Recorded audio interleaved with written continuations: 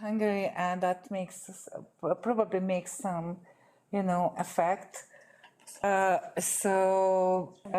it is really, there are other measures. I didn't want to put it politically, but there was this sort of, governmental instructions about, or legislation, in fact, that you can make free alcohol. You can make, distillation at home free for a large quantity till a very large, high limit.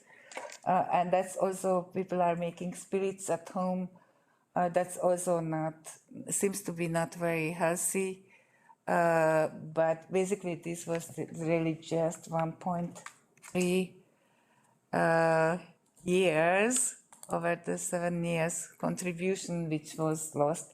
The direct connection cannot be made, but as Magdalena mentioned, one can think about these, provision things also, and alcohol policy. Okay.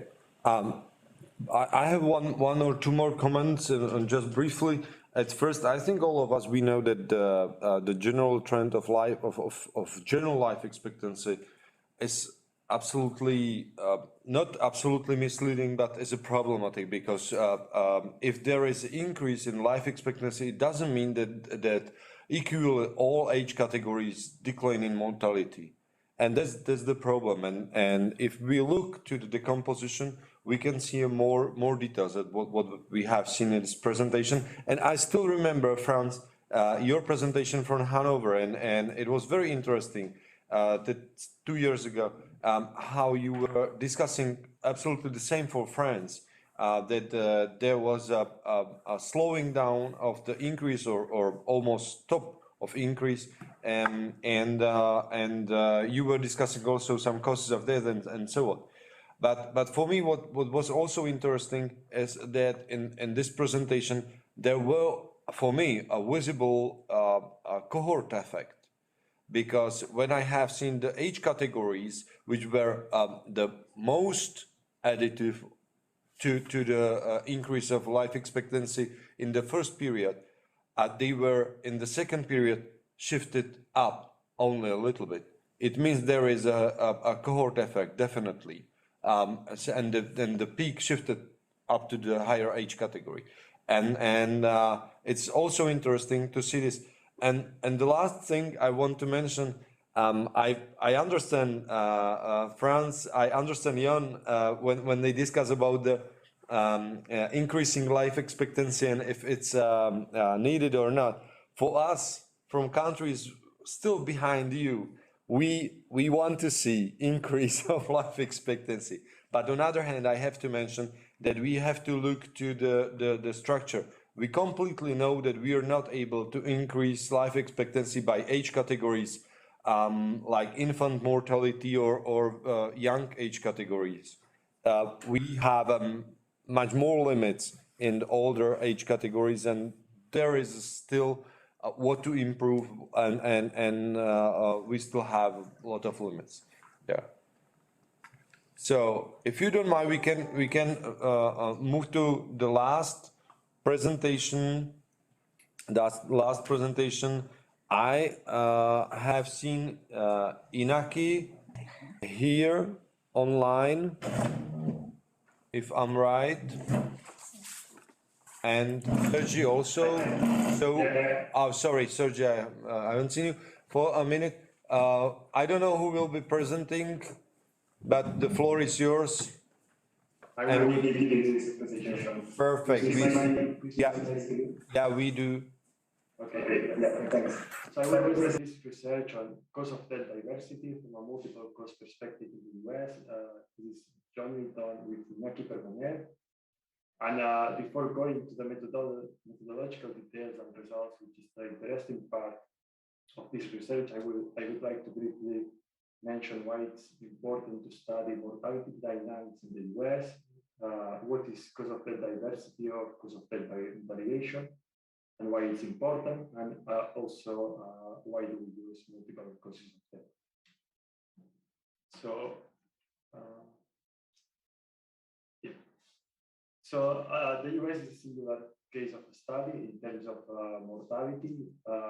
The most common measure, of course, is life expectancy, and life expectancy in the US is much lower than life expectancy in most other low mortality countries. So the US is taking behind, and also this trend accelerated and stagnated earlier than in other countries. This is just an example, but the US is also a similar case in terms of lifespan inequality or lifespan variation. We see here lifespan inequality trends from 2000 onwards. The US is the orange line on the top of this plot, and we can see that lifespan inequality is higher, and it's also stagnating in the 2000s and increasing in the 2010s. So all these distinct mortality patterns in the US are worrisome and are explained by several factors, including deaths of despair, so the rise on drug-related mortality and suicides, the rise of obesity,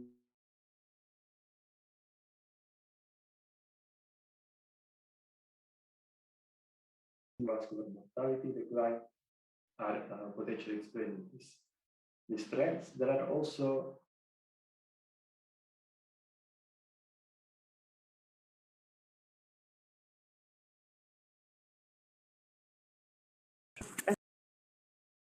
Sergio, we don't hear you right now. I think your microphone is muted. Okay, thanks. I don't know. I hope you could hold Like 20 seconds back, 20 seconds, not more. And the presentation As a is not start anymore. presentation is gone also. Okay. I don't know what's happening. Probably there was some disconnection and it fell down. Yeah.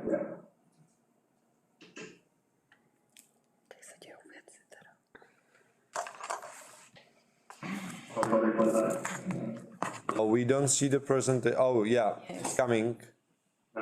It's here. Okay. Perfect. Thank you. Okay, I was just mentioning that there are some explanations of these worrisome trends from the perspective of causes of death. There are also some rising socioeconomic inequalities, for example, rising educational inequalities in both life expectancy and lifespan variation. And there are also high and rising prevalence of multimorbidity. It's not only in the US, but in most low mortality countries. And altogether, this represents that populations, and particularly older populations, are more and more heterogeneous in their mortality risks.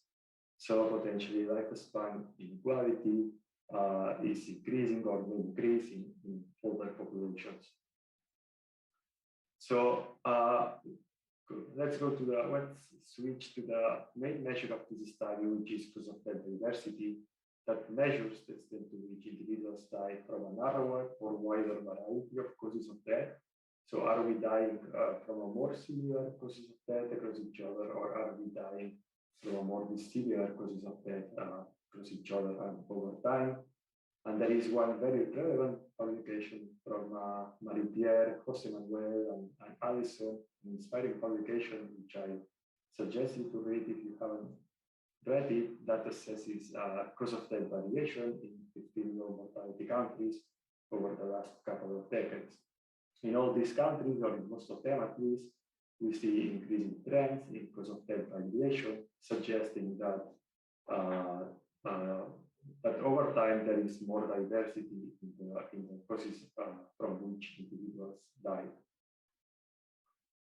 This background that I have presented opens also the room for using multiple causes of death. So far, most mortality studies have focused on underlying causes of death, which are known to have some limitations, as causes may not be perfectly assigned, maybe non-specific or unsuitable, and therefore underlying causes of death may have some limitations. But death certificates, as you all know, include also additional information on contributory causes of death, which of course is not perfect data, is not exempt of these potential biases the same way as the underlying causes of death. And these death certificates that include multiple causes of death could be useful, and there is some information that could be used to better understand perhaps mortality dynamics. In this paper, we aim to examine cause of death diversity in the US by age group, sex, and educational attainment over the time period 2003-2018 by applying a new approach based on the analysis of multiple causes of death. So let's talk about data and methods. The data that we use is individual level multiple causes of death mortality data for the US. We took into account deaths age 30 years of age and over, because we assume that the education is completed at this age. We distinguish 4 educational groups according to the years of educational attainment: 0 to 11, 12, 13 to 15, and 16 and over. And importantly, we distinguish different broad groups of causes of death that are determined by the main ICD-10 chapters. So we have here 12 groups of causes of death, plus the remaining group of other causes, because the sample size was small. So we take into consideration these causes of death and whether these causes of death are listed as underlying causes of death or are listed elsewhere in the death certificates. So the first thing that we need to do is to decide to what extent underlying causes of death are more important than other causes of death, because of course we assume that underlying causes of death are more important than the other ones, and we do so. The choice of the degree to which underlying causes of death are more important or not is somewhat subjective, and therefore we need to make a decision here. So we have decided to apply some weights. The capital W for the underlying causes of death and the small w's for the contributory causes of death. And these weights would range between 1/13 and 1. So when the capital W is 1, we are in an underlying cause of death settings. So we do not account for any contributory cause of death. When the capital W is 1/15, we are at the other extreme, in an extreme where all the causes have the same importance in the death certificate. So perhaps this is not the most realistic assumption, but we estimated our results for some W values that are ranging in this between 1/15 and 1. The step 1 that of our methods, after designing a bit the W's, so the importance of the underlying cause of death as compared to the contributory causes of death, was to define distances between all pairs of sets of causes of death. And we define these distances in the most simplistic way, assuming that 2 causes of death are equally distant from each other if they are not the same. So here we will have an example of how we estimated the distances. You don't have to care about the formula. In this formula, we take into account the W's, the degree to which the underlying causes of death are more important. Let's imagine that we have 3 individuals. One of them, the first one, dying from an underlying cardiovascular cause and from a metabolic cause, contributory cause. Second individual dying from a respiratory disease and having also cardiovascular and metabolic diseases as contributory, and the third one dying from external causes of death. So if we assume that we are in the underlying cause of death settings, it's easy to understand that the distance of these death certificates will be the same between all these individuals, given that they all have a different underlying cause of death. If we are in a multiple causes of death settings where W ranges between 1/15 and 1, we are in a different settings, and the distance between these death certificates is different. So the longest distance will be the distance between individual B and C, because they have more different causes of death listed in that certificate.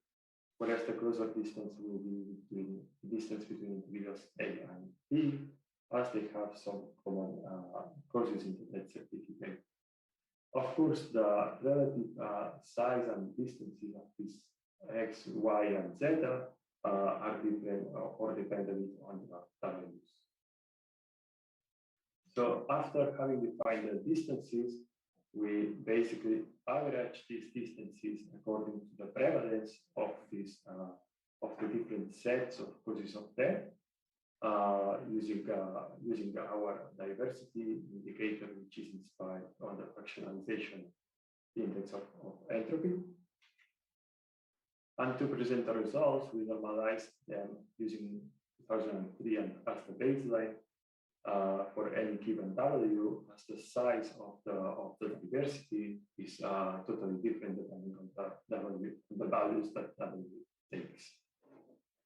Our indicator has also a good characteristic that is decomposable into between and within group components, which is particularly useful for the educational results.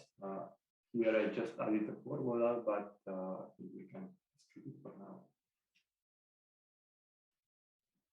So here we have the descriptive results. So the combination of causes of death for men in 2018.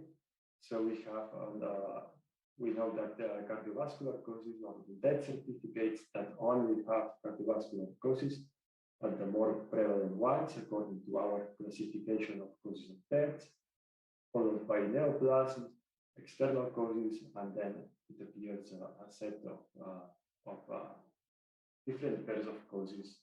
For example, metabolic causes with cardiovascular causes or respiratory causes with cardiovascular causes, and so on and so forth. This is just an example of the top 13 sets of causes of death in American men in 2018.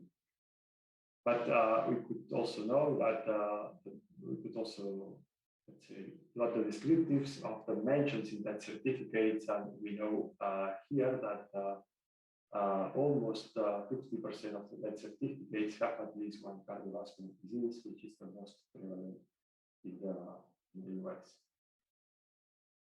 Let's switch to some of the main results. Here we have the trends in normalized cause of death diversity over time according to the different W levels, and so according to the different importance of underlying causes of death compared to contributing causes of death. We see that these trends are increasing, so cause of death diversity is increasing over time, but it increases a bit faster when multiple causes of death are taken into account, which is the orange and red line, especially as compared to the underlying approach, which is the blue line. If we stratify these results by age groups, we see a relatively similar picture for 30 to 64 years old and for 65 to 84 years old.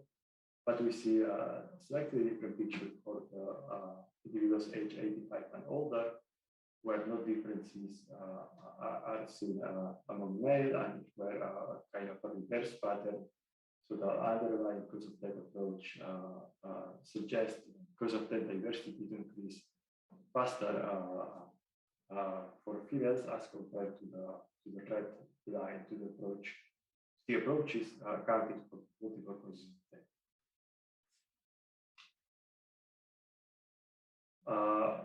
We have also results by educational attainment, and in this case, we choose to present results for the value equal to 2.5, which is an in-between approach that takes into account the underlying causes of death and contributory causes of death, but gives much more importance to the underlying cause of death. And we see here the same trends over time.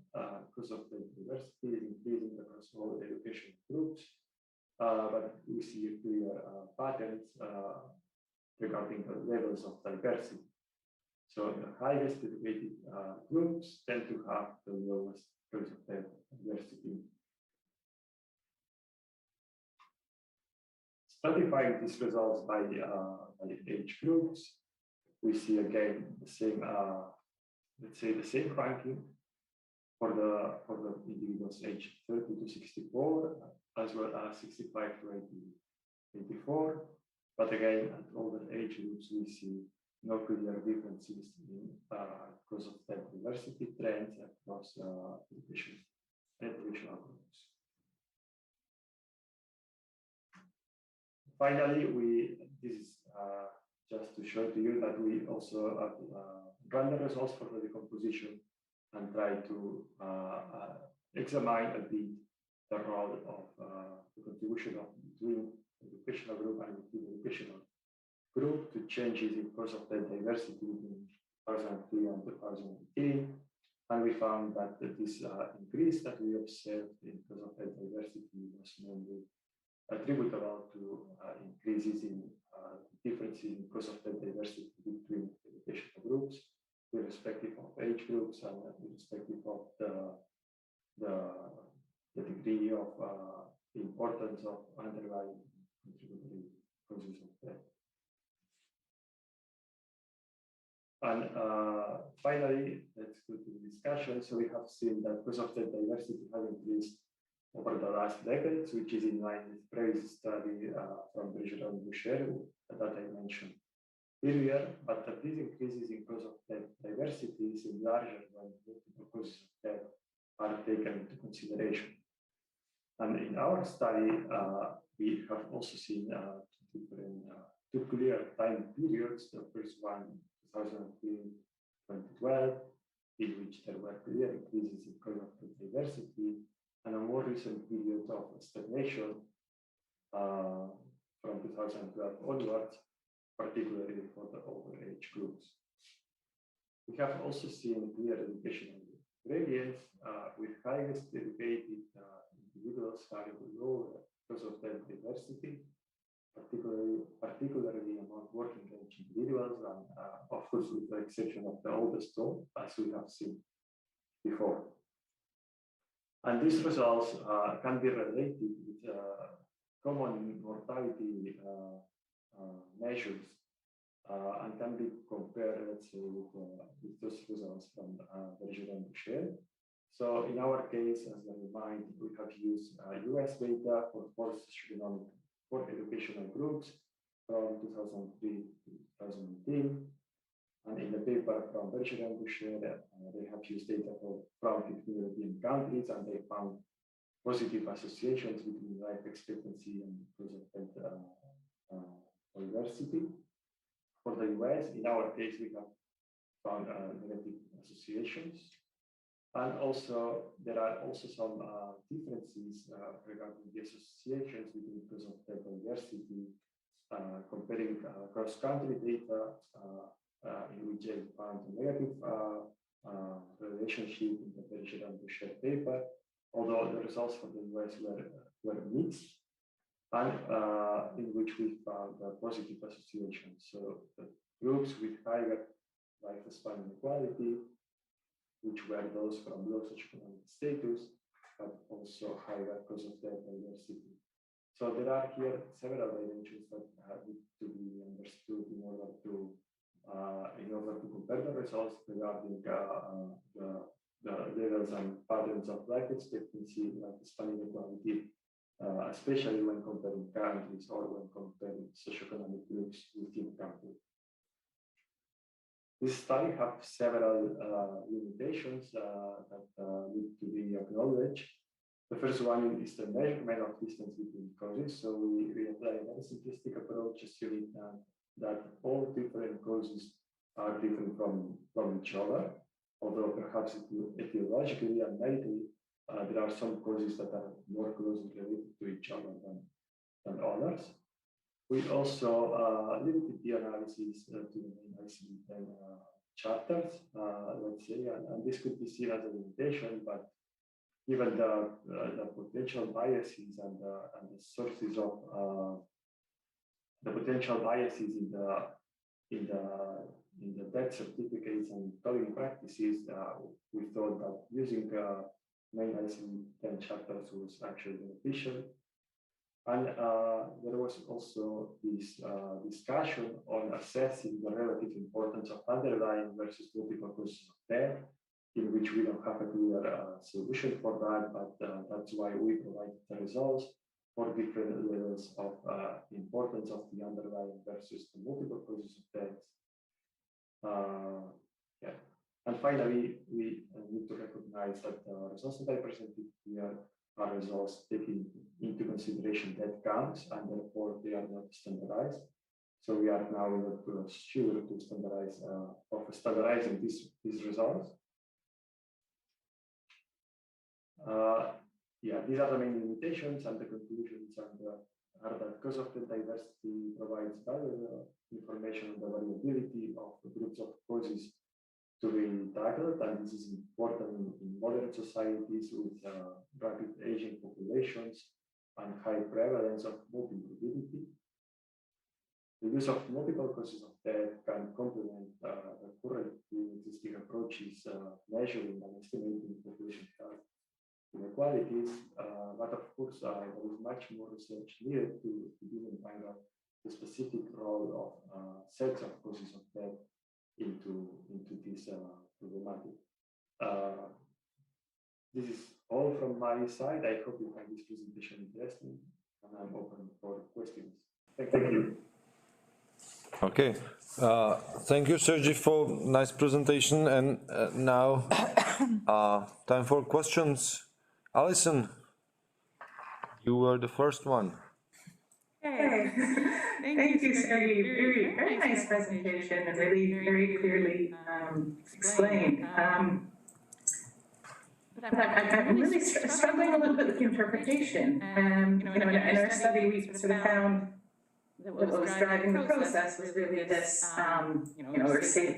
Over time, people were being saved from cardiovascular disease, and then they were dying at older ages, and those cardiovascular deaths are basically being redistributed into a whole bunch of other causes of death.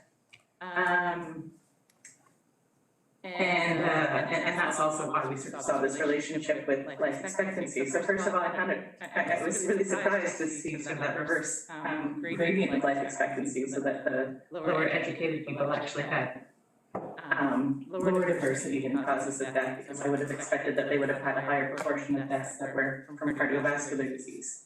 And I was just wondering if you have sort of a substantive interpretation. So I guess that there are different mechanisms or potential explanations, and I guess that it's different to compare perhaps those causes and that which isn't very particular case as regards to health and mortality dynamics. But yeah, I have for knowledge that I don't have right now the answer to this. Thank you, Alison. Okay, next one, I think Marcus was the second one, and then Jan. So Marcus. Thank you, Sergey. This was a very interesting presentation. I think I have two questions and one comment. The first question is, maybe you have said that, but I didn't hear it in the detail. I think the multiple cause of death data offers two versions of multiple causes of death. The clean version, so where already an algorithm tries to get some like causality within the series of multiple causes of death, and there is a raw version, so like really the copy-pasted code from the death certificates. And I was wondering which type of the two you have used for your analysis. And two, so we did a project with, for instance, with Enrique Acosta, where we looked at cardiovascular mortality in the US and tried to use the multiple cause of death data to see, for instance, whether this cardiovascular stagnation in the US has been driven by some increase of drug-related cardiovascular death, and looking if we find drug-related cause of death and the multiple cause of death. And by doing this, we have seen that this data is really problematic to some extent. And for instance, one among other things we realized is that with increasing age, it's also there's no real age pattern in the sense that what we would expect is with comorbidities, that there are perhaps more multiple causes of death. Seeing that there is at least a trend towards it. I think the average number of multiple causes in this data was 2 to 3. So how does this somehow affect your findings? And the third, so my comment, When we did this analysis for the cardiovascular diseases, we also saw that there is some break in the trends around 2012. And what we have seen, or at least I have no good suggestion or explanation what it is, but at least one thing we considered could explain it is that this is the year where the Affordable Health Care Act became active, like Obamacare. And this Obamacare suddenly made, I think, 20 to 25% of the low socioeconomic population suddenly bring them into better Medicare or something. And this could maybe somehow influence the effect that there is better diagnosis of them, better reporting for this group.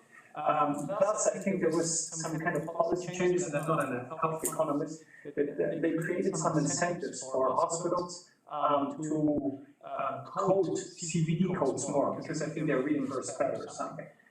So I think this is maybe something you could check by, for instance, doing your analysis again, restricting by deaths that occurred in hospitals.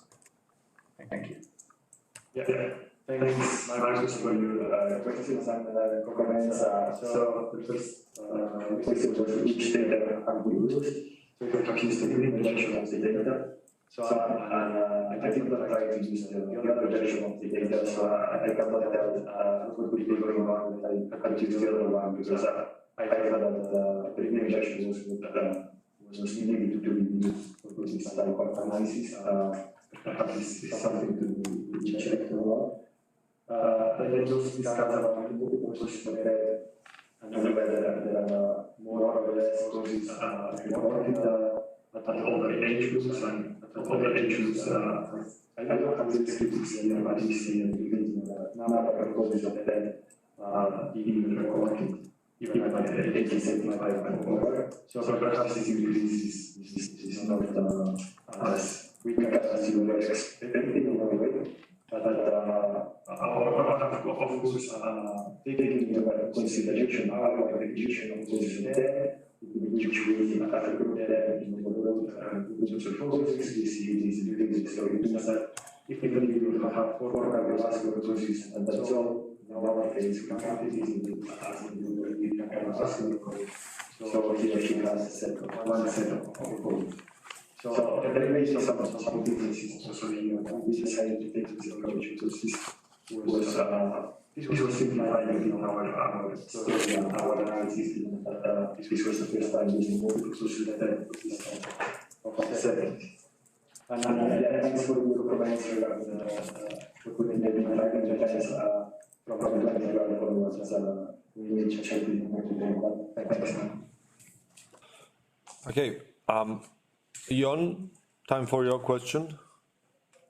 Yeah, thank you. I have 2 comments. I have to admit at the beginning that I found it very difficult because of the echo to hear what you were saying, so I very much rely on what I saw on the very explicit, very well laid out slides. I have 2 comments. First of all, the technical one, which is how dependent are your results on the assumptions you made, for instance, about how you measure distance between different types of diseases and so on. You used absolute difference, rather than a Euclidean distance. I wonder if that makes a difference to your results. But my major comment concerns how we should look at the United States mortality. I think one of the issues in the United States is, apart from the fact that it's an enormous population, it's a very diverse population, and that diversity is changing. The whole thing about the Trump era, which may not have finished yet, is that the proportion of white people in the population, what traditional white population, is declining. And the proportion, particularly of the Hispanics, is growing. Not to mention the proportion, the situation of the black population.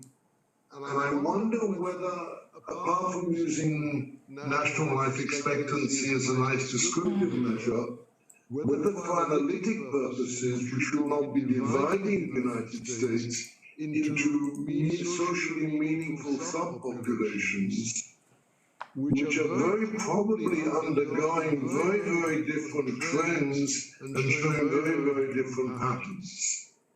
By taking all of them together, we're sort of mixing everything, and I'm not sure if what we're really seeing is a true story or just a muddling of, let's say, three populations, and somebody else may decide that three is not enough, or I'm taking the wrong three, but especially given the structural changes in the American population, whether it makes sense to look at the American population as a whole without breaking it down into subunits. Thank you, Joe, for your questions. The first question was on distances, whether the assumptions on the distances between causes could affect the results. So here we just took the simplistic assumption that the different causes of death and the different sets of causes of death are completely different from each other. But of course, this may not always be realistic, but at the same time, it's difficult to objectively measure distances between causes of death. So it's difficult to find an objective way to measure distances between causes of death. So, because we're also worried to know a bit more of the extent to which our methods were explained by the design cardiovascular diseases will be related to distances, but related to some subcauses to all these certificates with cardiovascular corresponding death certificate, and also that the trends were also increasing, that the trends were increasing a bit faster when multiple causes of death were taken into account. If you have ideas in how to more objectively estimate these distances, we are happy to do this.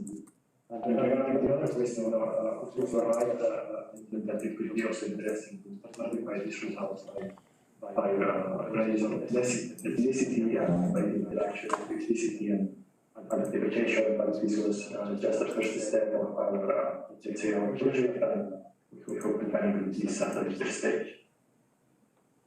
Thanks. Thank you.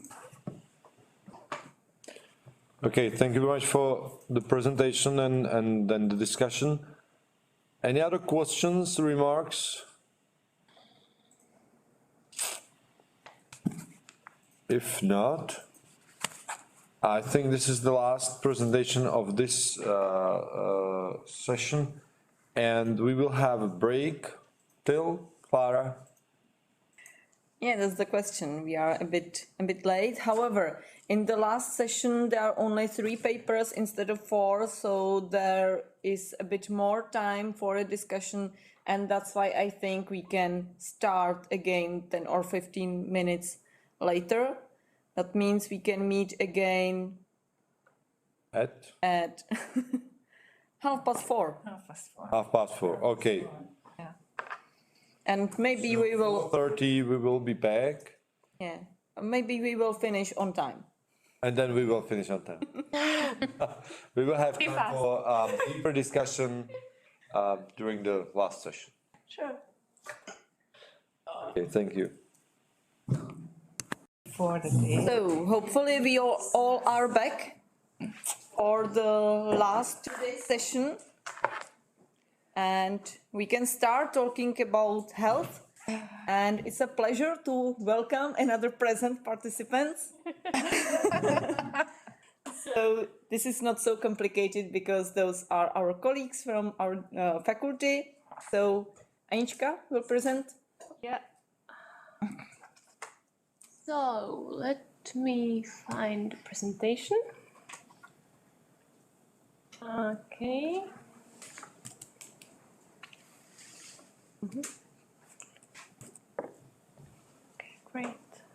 We can see it. Yeah, but I have things on my screen which I do not want to have on my screen, and I don't know how to get rid of them. Okay.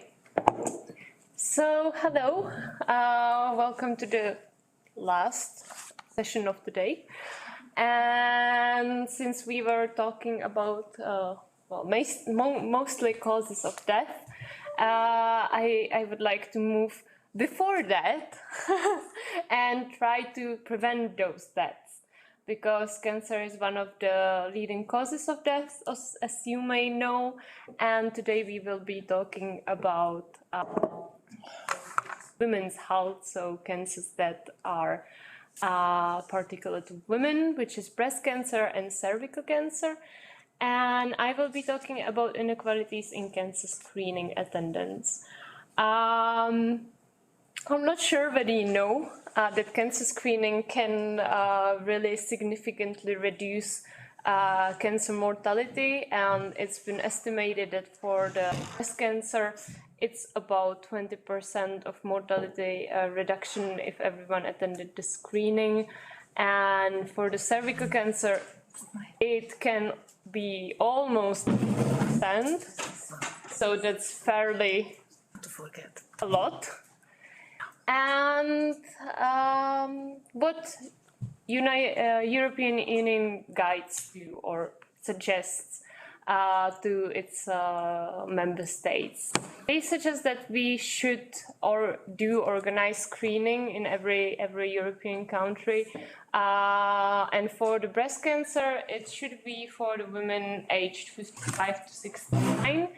Every 2 years, and the mammography should be used. And for the cervical cancer screening, the onset age for the screening should be between 20 and 30. I wasn't sure how to write it, so I wrote the tilde thing. And should continue until the age of 60 in the interval of every 2 to 5 years. And the cervical cytology should be used. So these are the guidelines, and each member state does it differently. I will be talking a little bit about at the end about this as a limitation. For example, in the methodology that we used what is standard for the public. So here we have cervical cancer screening program for all women age 15 plus, and it's done every year. And for the breast cancer screening, every woman age 45 and older can attend every 2 years. And in our analysis, we will be using, or we have been using so far, the EHIS European Health Interview Survey 2014, so the second wave of EHIS, which has data from 30 European countries. And it's about 150,000 women for the cervical cancer and 95,000 and a half for the breast cancer. And in the presentation, you will see the standardized attendance rates and some binary logistic regressions. So first, for the breast cancer screening, on the left, the first chart you can see are the attendance rates by age for all European women. This is the whole set of 30 countries. So you can see, can you see? Yeah, you can see that it changes with the age. And younger women, which is kind of the pattern throughout, also in Czech Republic, that the younger age groups are attending a little bit more, and then the attendance is declining. And here you can see how do the countries differ in the standardized attendance rate. So we have something like 15% in Romania and a little bit over 80% in Sweden. Czechia is here. So according to EHIS, which is self-reported data, we have something around almost 70%, a little bit over 70%. If you count for the whole European region, all the countries, the standardized attendance rate for the breast cancer screening should be around 58%. And we were interested in how do different socioeconomic how do you say it? Characteristics, thank you. Variables contribute to the breast cancer screening attendance. And as in, well, most of the health indicators, there is, as you can see in here, there is a visible socioeconomic dependency in the cancer screening attendance. So you can see that the higher educated women attend way more than the women with primary education. As you could see in the previous chart, it changes with the age. So here you have it in odds ratios, and you can actually see that there is decline, and all the women tend to attend a little bit less. Also, married women and partnered women tend to attend more, and the attendance also rise with the higher household income. So here you can see that all the standard socioeconomic characteristics are really important in cancer screening attendance. Here you have about the same thing for cervical cancer as well. And as you can see, we start at the age of 15 to 19, because at least here, I think it's similar in many European countries as well. I know that, for example, UK has separated cervical cancer from the gynecological preventive care. But in most of the countries, it's included. So the little bit older women who already start to go to gynecologists attend more. And then again, the attendance declines with the increasing age after the age of 50, approximately. Again, here we have some chart for the differences in countries. And from what the women in the EHIS survey say, highest attendance rates are in Austria, Czechia, Germany, and the lowest again is Romania. For the whole region, the standardized attendance would be about 47%. And we ran some logistic regression as well, and you can see, again, very similar things. So more educated women tend to attend more, as well as women who are theoretically younger than older. Again, the household income plays its role, and marital status as well. So really the same pattern. Why is it important? We believe that the inequalities can play its role, and we should try to get rid of those inequalities. So this is the first insight in why the attendance in theory is quite low. In both of the screenings, just half of the population attends, which we think it should be higher. Let's say it should be higher. What are the limitations to this? Well, first I would like to say these are just some preliminary results. We are still working on it, and we try to just have some insight into the data. So we haven't really had a more comprehensive look into how are the different screenings organized within the countries. That means different durations of the screenings, periodicity, whether the people get invitations to the screening, what's the target population. So we did have a look on how the procedure should look in Czech setting, let's say. And of course, this is self-reported data from EHIS survey. So there is necessarily some sort of bias, which would be first self-selection, that the people who traditionally respond to health surveys tend to have better health or some sort of motivation, and then some self-reporting result, which you can probably know from reporting things like alcohol consumption or smoking. People just tend to look better when they are reporting about themselves in health surveys. What we want to do now and in the near future, so as I said, we would like to have a deeper look into how the different screenings are organized and try to get it into the models and calculate by those differences. And we would like to develop some sort of inequality/attendance measure.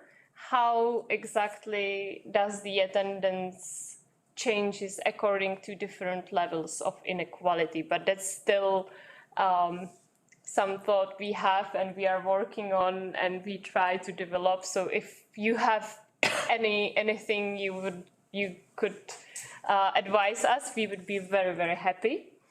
And as a side project, my dissertation topic, I am doing cancer motivations and cancer screening motivations and barriers among Czech women, and it's a little bit more into qualitative research. So I'm doing some surveys about why women are not attending screening. The most common reason of non-attendance is basically fear.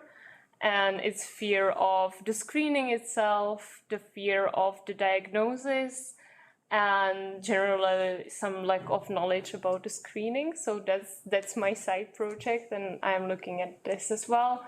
And if we are successful with all these things, which are pretty demanding, I would say, we would like to have a look on colorectal cancer screening as well and the male population. But if it's a little bit trickier due to the organization of the screening. So to conclude, we have had a look on female cancers and cancer screening attendances, and so far we know that all the traditional socioeconomic and demographic variables play the role in a cancer screening attendance. So there is definitely it's definitely important to have a look into the cancer screening inequalities. But the thing is, we still don't know much of the things, and we don't know why those inequalities are there and what are the inner motivations and barriers of women to actually attend these screenings, and much of the things are still open. So I am happy to hear your comments and questions, and hopefully that will help us with the project for the future. Thank you. Yeah, thank you. There is time for comments, of course. Before anyone has a comment or a question, if I may have a question, I just wanted to ask whether you tried to prepare some analysis about interconnections, in the meaning that when a woman took part in one type of screening, that she has higher probability to take part in another type of screening. That there is a group of women which is really sensible to these opportunities, and she attends all the types of screening or more types, and there is a group of women close to it, and she has fear from all the types of the screening, and this could be maybe the target group where an incentive should be targeted. We haven't calculated that, but of course, we were thinking about that. I definitely want to include that in my own research, and also for the other preventive measures and preventive health checkups, like even like dental preventive health checkup and GP and all these things, but we haven't calculated that yet. But I believe there will be some connection, and generally the people who tend to attend the prevention would have higher chance to attend all of them. I? Yeah, sure. That's my co-author. Sorry guys, you can't see me. I didn't bring a computer with me today, so I'm somewhere here. She's waving. We calculated this for just only for Czech population, and the chance for attending, for example, when we were looking at women who participate at mammography, their chance to participate in cervical screening is, I have it here, 7 times higher. So it's somehow correlated and connected, yeah. I guess so, because the factors all of them are significant, all of them are the same. So Yeah. it might be interesting. Yeah, I see Kathleen. Yeah, it's interesting because I was looking at, influenza vaccinations, so some prevention stuff. And what you can see in the European map, that is totally different. So you can see here in the middle, including Germany, Austria, and all countries, big, Central Eastern European bloc who doesn't care about, and all the northern and western and southern countries are vaccinating, and used to be vaccinating against influenza. So it's probably not what we could see for these two, So I don't think that you should looking for something very, general thing which is about prevention or screening, or so it is rather. It seems to be rather special about these different, preventive actions. It is just a picture about these different maps, but probably there will be differences for cervical and breast cancer. Yeah, but thank you.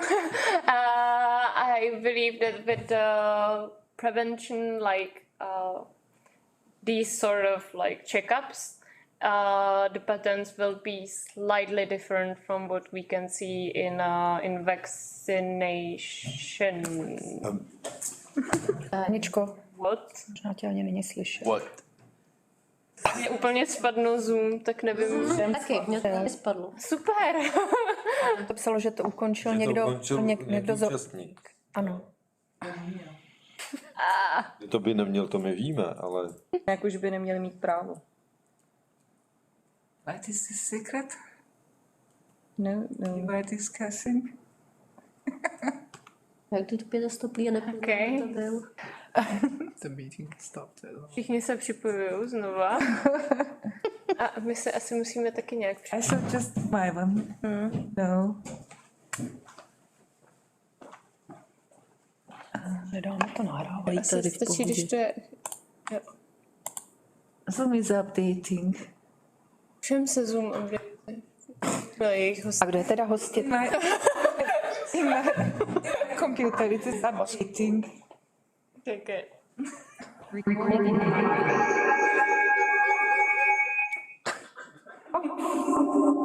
Ještě? Kdo to má zaplý? Já mám...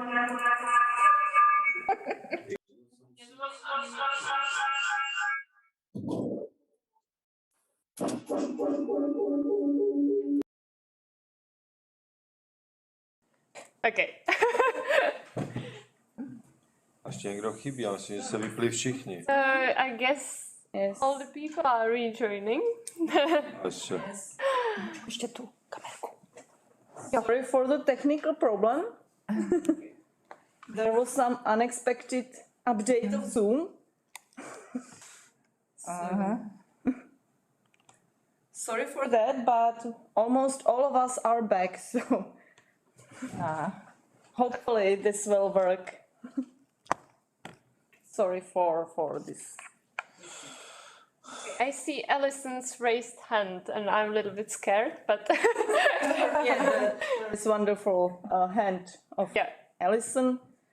So if we can can you hear us? Ne, nikdo to nemá zapnutý. Tam? Jestli není Tam není totiž mikrofon?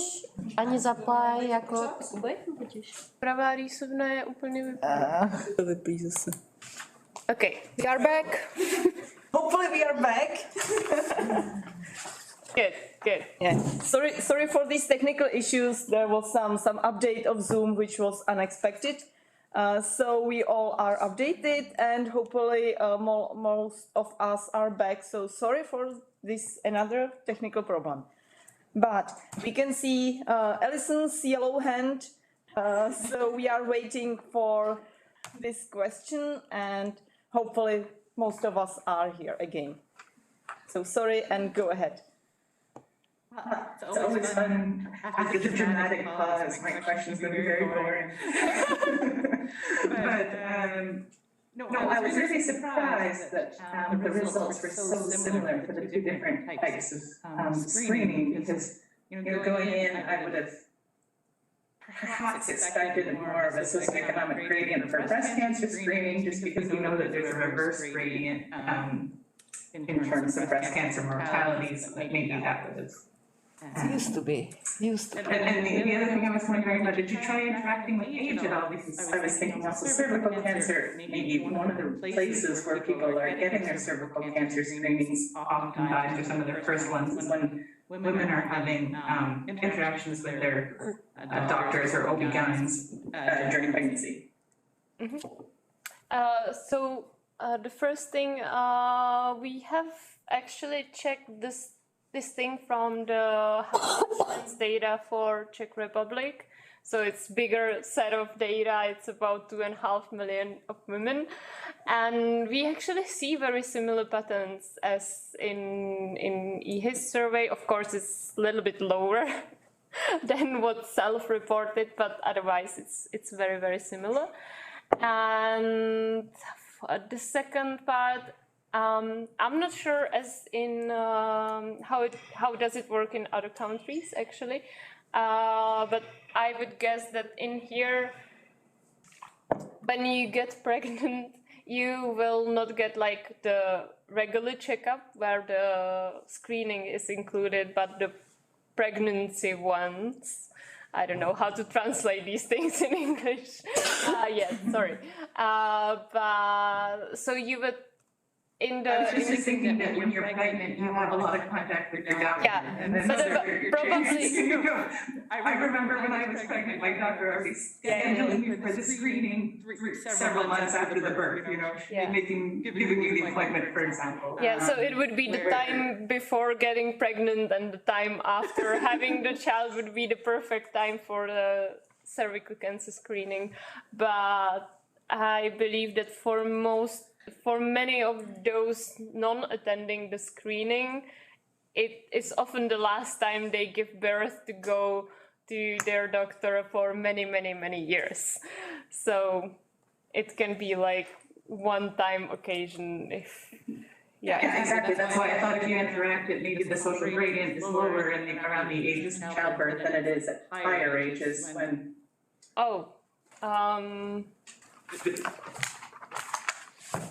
We haven't had a look at this yet, but we should definitely write it down.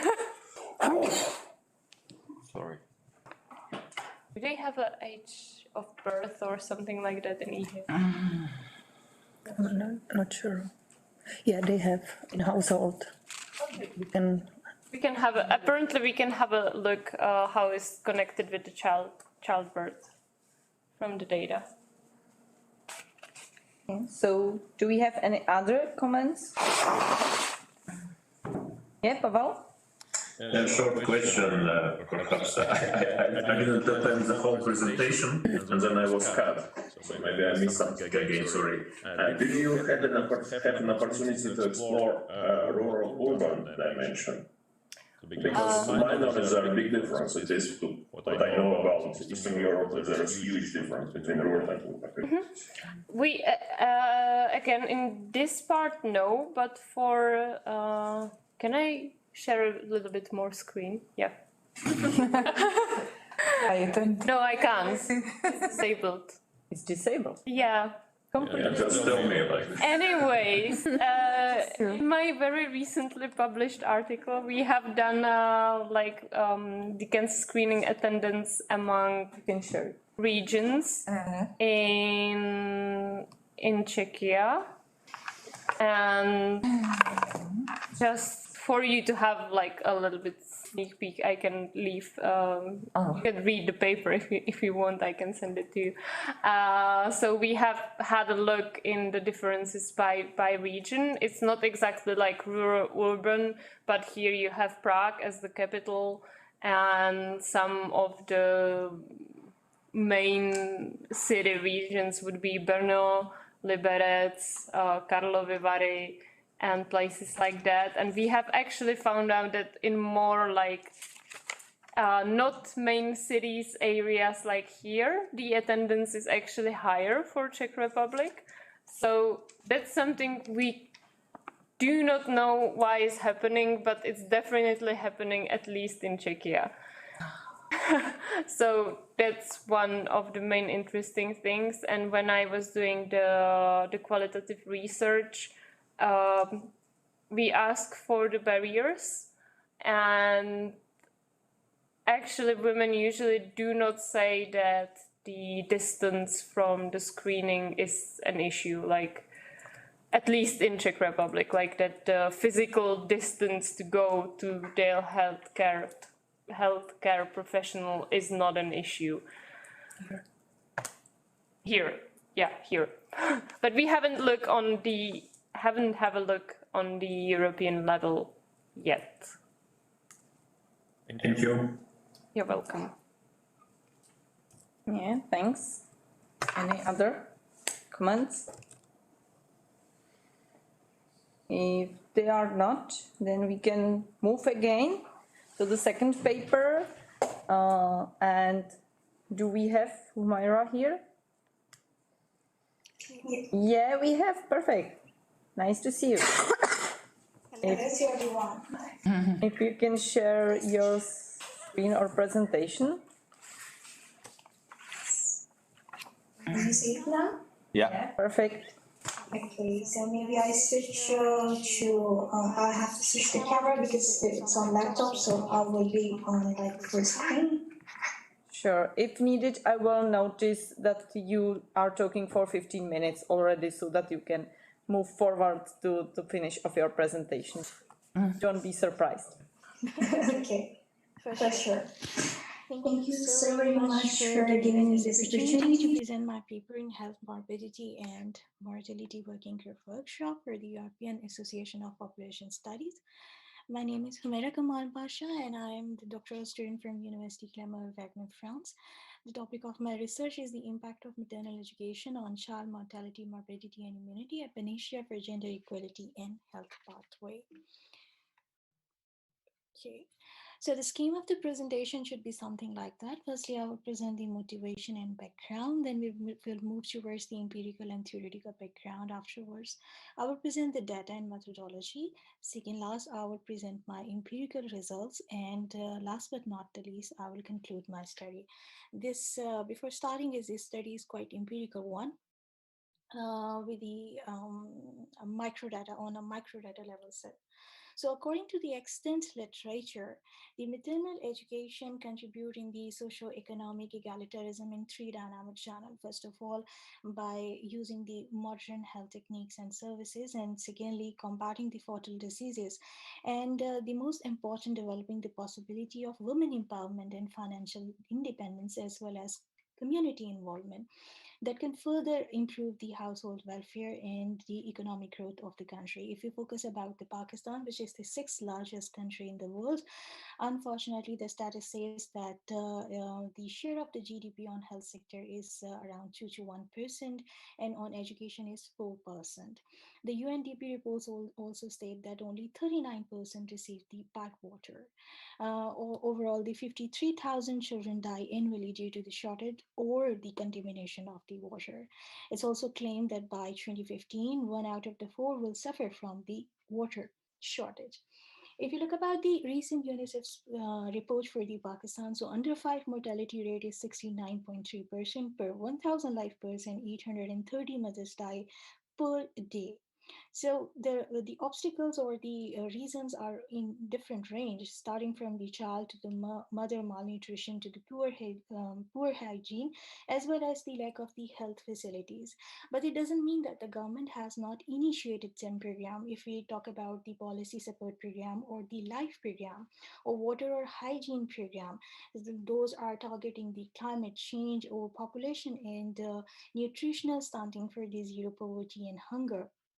They are well introduced and quite appropriate, as well as there is another program started in 2011 for the expanded policy program of immunization for the children below 24 months of age that consists of the provision of 8 vaccines, but unfortunately the achievement level remains for 40 to 60%.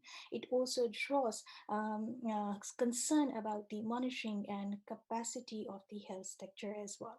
Now, if you move towards the female education, so there is no doubt that the Pakistan has improved its educational strategy to achieve the universal primary enrollment goals. But on the other side, we see that the recent statistics shows that the literacy rate has fallen from 62 to 58%. Apart from that, 22.5 million children, they are out of the schools. If you talk about adult female literacy rate, so there is on average less than 12% females, they are unable to reach to the university level. And if they acquire the highest diploma, they are less likely to participate in the labor market. Reasons might vary from domestic restriction to mobility restrictions, as well as the lack of opportunity for the employment sector, or sometimes the gender specific employment. While we also know that it is very much important that the education directly related to the financial independence of the mother, that likely to improve the child health care environment in the household. See, the core objective of the study is to firstly examine the impact of maternal education, households, and socioeconomic characteristics on child health, and to explore the underlying gender differences in morbidity, mortality, and immunity empirically. It also further highlights the role of different health pathways to facilitate to improve the child health and reduce gender inequality in Pakistan. In past literature, we have seen that the GLOE worked on the Morgan dataset for the production function of child health by parental education and proposed 3 mechanisms for future mother. Number 1 for the health knowledge, second one the numeracy skills, and the third one is social awareness, which is quite important. On the other way, if we say for the children in 2015, find out the gender gap in infant care due to the extreme geographical heterogeneity. As you know, also work on the causal relationship, and they investigate the relationship between the maternal education and child health, and instrument the maternal education by universal primary enrollment reform in Malawi and Uganda.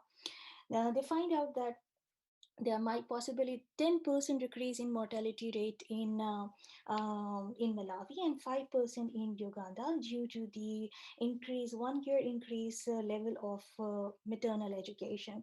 Mega also in 2013 find out positive relationship between maternal education on child health in Burkina Faso. If you talk about for the child immunity, Kumar worked on in 2012 and find out there is extreme heterogeneity between due to the household structure. Meanwhile, the study of Revlon also find out that the malnutrition and morbidity are highly linked with the illiteracy of the mother and the low income level of the household. So my contribution to the literature is first of all to find out the unobserved and undocumented maternal participation relative to explore the relative position of maternal human capital in the country. Also investigating the impact of maternal education on child health empirically with longitudinal data set which have not been used before, and exploring the gender differences for the child healthcare environment. I also consider health pathway as a facilitator by following the specification of Chu et al. 2010 for the child growth and household economic development. I also deal the potential indigeneity with multiple approaches in this study. So the data has been used as the micro data from the Pakistan Social and Living Standard survey conducted by Pakistan Bureau of Statistics from 2004 to 2014. So I'm using the three determinant for the child health with the help of logic model. So first of all, for the child mortality, if the child dies or otherwise, morbidity if the child has diarrhea, and immunity if the child is fully vaccinated or have full immunization. The explanatory variable includes the individual one, woman, child, and mother, in which the child age in months, child have siblings for the women, their age at marriage. For the household characteristics, I include the availability of rooms, toilets, and the technology. And similarly, for the provinces, if the household is located in rural areas, urban areas, or in which province the woman is residing. So what probability density function could be something like with the exponential power is minus beta xi overall. If you look about individual probabilities for the child died, suffering from diarrhea or being immunized, so we see that for example, for mortality, it's alpha j xi j. For morbidity, is beta k zik, and immunity for gamma l w I l, in which X, Z, and W represent the value of the ith child respectively, and alpha, beta, and gamma represent the coefficient parameter. Where econometric model, something will be child head is equal to function of maternal education, individual characteristics, households, provisional characteristics, and disturbance term. One of the most challenging thing in this paper is to deal with the causal relationship or indigeneity between the maternal education and child health. There could be quite obvious reason behind that. First of all, the attaining each education level, mother is more likely to adopt the numerous channels to obtain the social awareness about the health concern and careful handling of the sick child, or seeking the proper medication for the child, or sustaining a nutritious diet for the child and for the household as well. Similarly, on the other side, the years of education also concern about the mother financial independence that overall improve the better health condition for the children. Obviously, there are some other factors also associated that can further bias the result. For example, the preferences on the health investment based on the gender, more investment on the sons as compared to the daughter, or similarly the decision making power in the households, or most importantly the environment of the households itself, which is quite unobserved, and due to the lack of the data it could might further bias the results. For the moment, I'm dealing the maternal education with a set of instruments. First of all, if the distance between the school and the house, and the second instrument is the education of a grandchild in the household. For the pathway concern, as I said before, that by following the studies of Chu et al. 2010, we have not included the father education in the main specification rather than as a facilitator. So father education role is quite less obvious than the mother, because in traditional household in developing countries, mothers are more likely to oblige to taking care of a sick child or for the domestic chores as compared to the father. The other pathway we introduce is the per capita expenditure that is more appropriate due to the price effects and fluctuations. And the third pathway is the health knowledge, because the more experience or the knowledge the mother could have, it could improve the child care environment in the households. Beside that, I also deal the potential indigeneity lying in different pathway. So there are three sets of instruments that I have introduced in it for the father education. The two instruments are the education level of father's brother and sister in the household. For the per capita expenditure, the instruments are the land possession of the household. And for the health knowledge, if the mother has an elder sister who is married, or the mother has a mother-in-law, because their experience can also facilitate to improve the taking care of a child in the household. I have introduced a couple of approaches to deal the potential endogeneity. For example, 2SLS linear probability model, two-stage residual inclusion, in which the first stage is the OLS one and the second one is the Lochet one, and the control function approach. For the shortage of the time, I'm only describing the results by 2SLS. For the robustness, I have run various tests, for example, the financial condition of the mother, as well as the empowerment level of the mother, and the alternative specification with the Tropit model. So here is the table 1, in which, because the table are quite long, the paper is already available online version on the university website over there. And for this moment, I will only focus on the main results. So table 1 describe the child mortality, morbidity, and immunity at one platform. Here we can see that the gender of the girl is significantly and positively linked to the child mortality. If we look about for the maternal education, so for the first model, we see that is with the increase of mother education, they are likely to decrease the child mortality. But again, we see that for the boy sample, it is 1.7 percentage point higher as compared to the girl, that is 1.20 percentage point. Here we also find for the second model, the significant relationship between child mortality in girls with the mother education. So they are likely to decrease child mortality in girls by 0.3 percentage point. In model 3, all of the 3 samples, they are highly significant, but again, the marginal effects is quite higher for the boys as compared to the girl. After dealing the indigeneity issue by 2SLS in 3 of the model, we see that the estimates are quite different in this table. With the higher points. For example, if we look about for the mother's education, so it's like now 23 points as compared to the 16 point in girls. Moreover, we find out a significant relationship here in the sample for the boys, that is 10.19 point as compared to 8.02 in girls. And overall, if we see here, which is quite supporting our hypothesis that with the maternal education, we are likely to decrease the gender inequality in the household. So we see that the survival rate of the female child, we have find out that it is with the influence of the maternal education is quite higher than the boys. So now in table 3, I'm introducing the pathway for the child mortality. For example, here is the first pathway is the father education, then the per capita expenditure, and after that the health knowledge.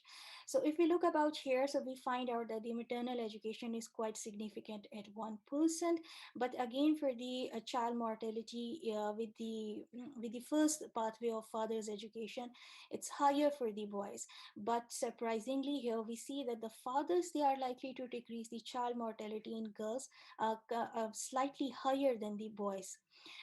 For the second pathway, we also seen the advantage for the boy sample around 10.85 points. But overall, we also see that this pathway also facilitate or giving the advantage for decrease the child mortality in boys as well. There is no significant influence we find for the health knowledge for this model. But if we look about the mother education, so we see a comparative advantage in boy sample as compared to girl. For the next table, we have a child morbidity over here with the, again 3 pathway in which the father is significantly reducing the child mortality morbidity among girls. Overall, we see the significant influence of maternal education on girls as compared to boys. Here, the per capita expenditure is significant at 1% level, but again, the estimates are quite higher for boys, but we see that the maternal education is quite significantly reducing the child morbidity in girls. Overall, we find out the similar estimate for the health knowledge. If you move towards the child immunity, so here we see that the girls is quite significant variable over here. So here, if we look about the whole table, so we find out quite significant estimate for this model. If you look about here, father's education, so it's comparatively likely to increase the child immunity in boys higher than the girls. But we see that mother is a slightly bit different, but almost equal in both the sample for girls and boys.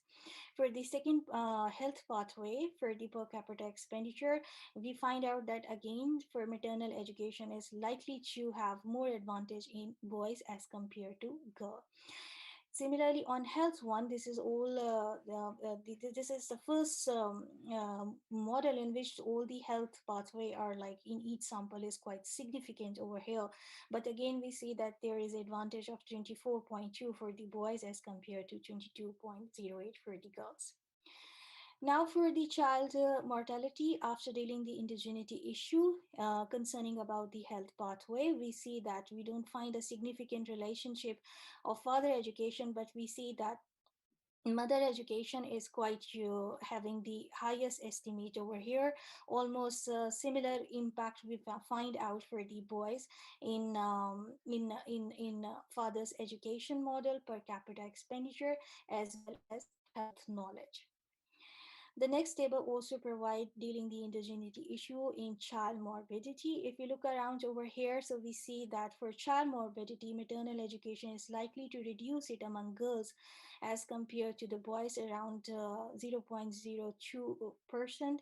Similarly, if you look about here, we see that the health knowledge is significantly likely to decrease the child morbidity among girls, and we find out the higher advantage in girls with the influence of health knowledge for this model.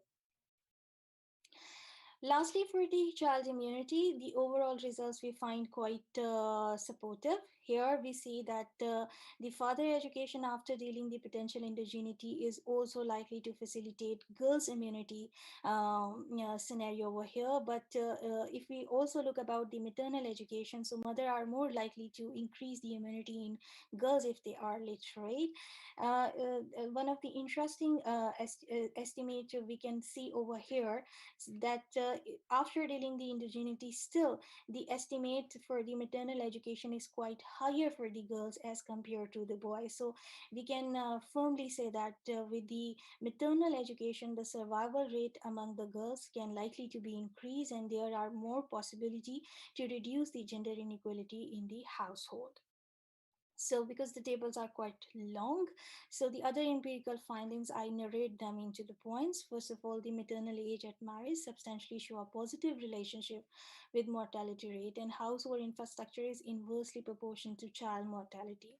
Child morbidity has a positive but non-linear relationship with the mother's age, and there is a positive relationship of child morbidity with the unavailability of toilets. The urban area with overpopulation, limited medical supplies, and fewer hospitals, and weak waste disposal infrastructure are more prone to the contagious diseases. We find income heterogeneity in which the incidence rate of diarrhea among girls are less for the high income level of high income households. And parents and households, they are less likely to show health seeking behavior, but we see the case quite supporting with the influence of health pathways. Health workers can also improve the chances of vaccination in the girls within the households. Among 3 provinces of the country, KPK and SIN positively affecting the child immunity. Estimates are the positive and consistent after the IV probit and 2-stage residual inclusion regression approach as well. And we find out not significant relationship between the maternal low wage employment, but its income level have a positive and significant impact on child health. I ran various tests in which I found the consistent estimate with the probit model regression, maternal income and child health, maternal income and its causal impact on it, for the couple of other approaches, including control function approach and women empowerment in health decision making, and heterogeneity among different provinces of the country by years. So we can conclude that the enabling mother with education transformed the health condition of the households tremendously. Maternal capital played dual role for women in society, eventually supporting the country development and growth. Educated mothers are more comprehensively rear a female child and initiate gender equality in households, resource distribution, and results strongly emphasize for the role of maternal education in girl survival rate. All child health dimensions are highly interlinked and directly related to the age of child and the mother, and the strong evidence to exploit the maternal education with households characteristics by multiple approaches. I propose some policy implication over here. So first of all, reforming educational strategy beyond marital status. If it is not possible at the gross level, so at least facilitating mothers with the education incentive.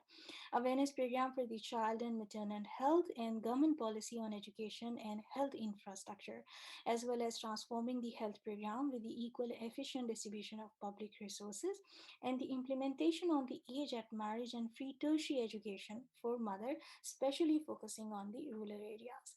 Thank you so much for your attention. Thank you very much. And we have time for any discussion, any comments.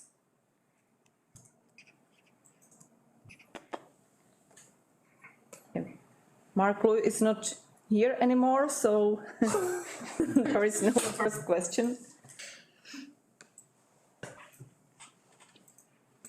So there is a chance for all of us.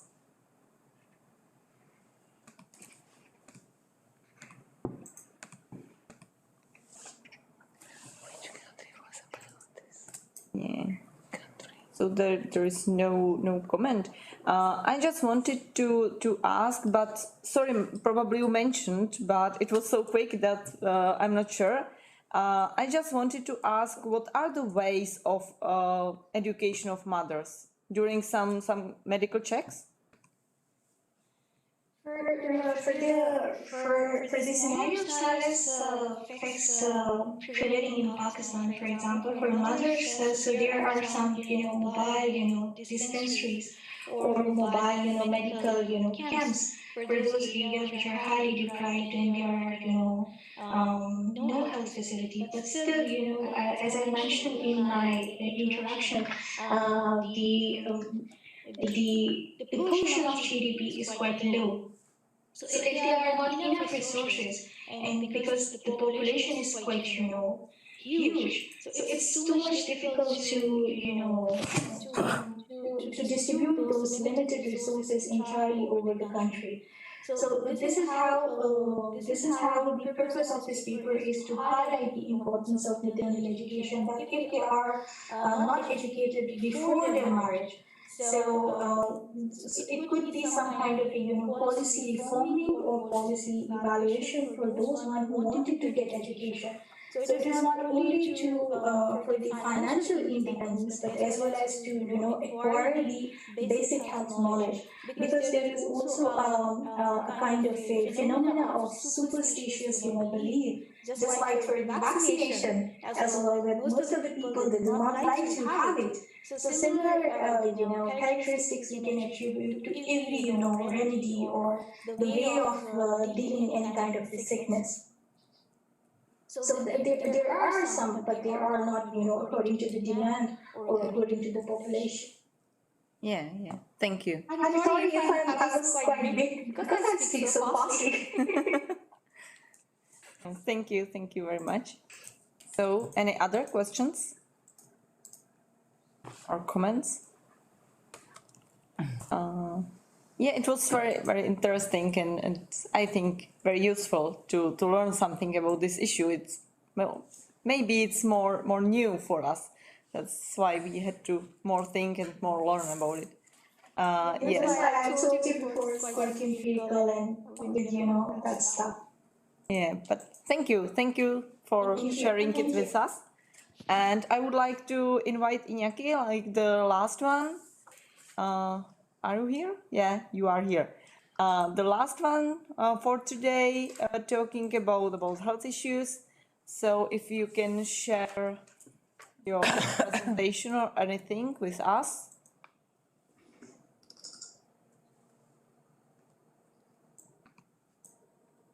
Okay, you see the screen? Yeah, perfect. We can see it. Great. So can I start, right? Yeah, you can start. It's yours. Excellent. So thank you so much for having accepted this paper. This is a joint work together with Isaac Sasson and Francisco Villavicencio, also known as Pancho. It's been a long day. I'm very tired, and I guess you also are. We started very early in the morning, 8:30. The bad news is that this is a purely methods paper. I don't know what happened. Okay, it's moving alone. It's a purely methods paper, which I think they're not among the most popular papers. But the good news is that I think it deals with an issue that everyone will be working on inequality and health inequalities might be interested, because it deals with very, very basic issues. So let me start with this very basic presentation where we're in a setting where we're interested in looking at inequality in the population.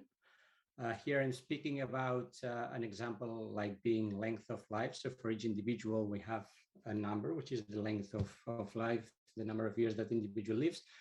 This is not a random example. I mean, I must confess, I mean, this is the original example I had in mind, and basically because I'm working with length of life distributions, the application is mainly for that health outcome. But then thinking more about that, I realized that, I mean, these ideas could be applied for any other inequality distribution, right? So basically, we have this population, we have a distribution of health or whatever, and basically we're interested in measuring the extent of inequality in that distribution. And oops, I don't know what's going on. It should move. Okay, here we are. And in this population, we are in a setting where it's partitioned. It's partitioned across several groups. I call here G groups, which could be 2 groups, 3 groups, 5 groups, depending on whether we're looking at, let's say, women and men, or regions in the country, or nationality, or socioeconomic status, whatever. And basically, I'm wondering, what can we say about the inequality in this distribution in the presence of this partition? Right? How does this partition influence the levels of inequality, and what can they say about it? Right? And my reading of the literature on these topics is that basically I can identify like 2 broad approaches to measurement of inequality in this setting where the population is partitioned in several groups. So the easiest one perhaps is to take what I call this group-based approach, where basically we take the means of the different groups. We have mu1, mu2, mu3, mu4, mu5. And basically what we do is to compare like these means, these averages, right? So this is like very simple, very easy to understand. Basically, it's telling us on average how the different groups are performing vis-a-vis each other. The downside of this is that this is focusing only on inequality between groups. So we are ignoring what's happening intra-groups within each of these groups. So basically, we're underestimating this total inequality. This would be one of the approaches that's more commonly used when one assesses the amount of inequality in the distribution for a population partitioned across several groups. The other one, which is very common, is to say, okay, let's keep like the individual distribution. Let's look at how this outcome variable is distributed across individuals. And we want to assess how much of this total inequality is explained by the differences across and within groups, right? And I guess you might be familiar with this kind of approaches. So basically, we're breaking down total inequality among individuals into components, right? Like the between group component and the within group component. And here I'm writing down the traditional additive inequality decompositions that are found in the tile index, in the mean log deviation, the variance, and so on, where basically first you look at between group inequality. Basically, you summarize all the distribution in a single subgroup by taking the mean. This would be like the between group components, and then the within part would be like the average of the within part, right?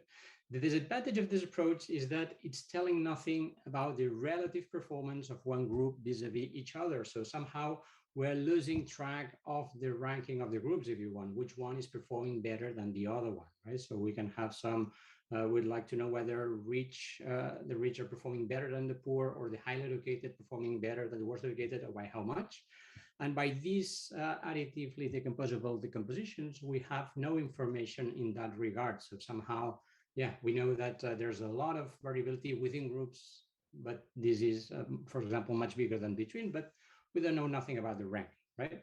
And something which happens in these two approaches, in this group-based and individual-based approach, is that basically we are summarizing the entire distribution into a single number, which in some scenarios might make sense and in other scenarios might not make sense, right? In scenario one, here I'm presenting two age death distributions, fictitious.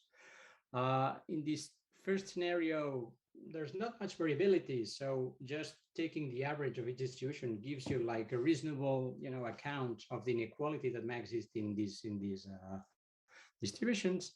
But in the second scenario, we have the same means. The first population has the same mean as before, but it's much more spread out, right? And you might argue that the difference between groups, well, now it's very different because there are a subgroup of the first subpopulation that's outliving, the individuals of the second group. So if you just stick to this approach of just taking the means of each group, we are losing an important part of the story, right? So basically what we're proposing in this paper is a new approach.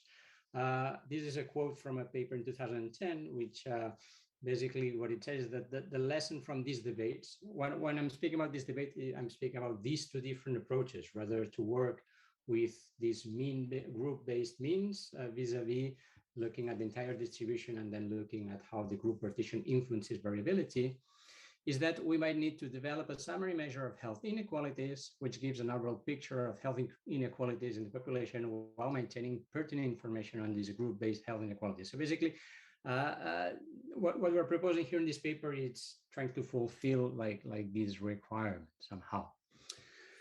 And what I'm presenting here, it's what I call a new or not so new approach, this inequality measurement. It's not so new because the inequality measure I will be working with is very popular. Everyone has heard of it. It's basically the Gini index.